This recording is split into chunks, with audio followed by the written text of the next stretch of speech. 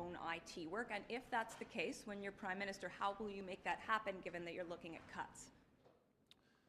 The answer is yes, and we'll make it happen because we're going to cut back on the outside consultants.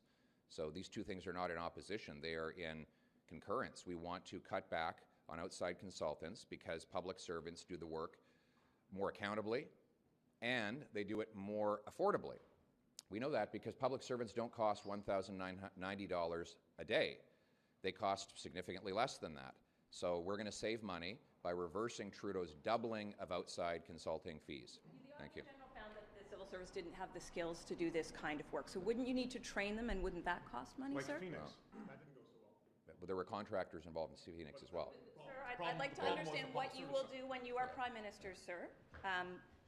The Auditor General found that the civil service didn't have these skills. Why is it that the public service doesn't have these skills? It's insane. We've increased the size of the public service by 50% under Justin Trudeau.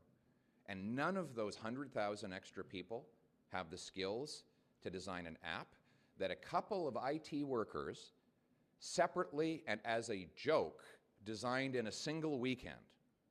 How is it possible that a couple of guys got a stack of pizza boxes and a case of beer and as a joke redesigned the ArriveScam app from scratch in a weekend, and yet the 100,000 public servants Trudeau hired cannot do the very same thing? That points to the fact that he is an incompetent Prime Minister who is wasting our money. He's not worth the cost. Last question.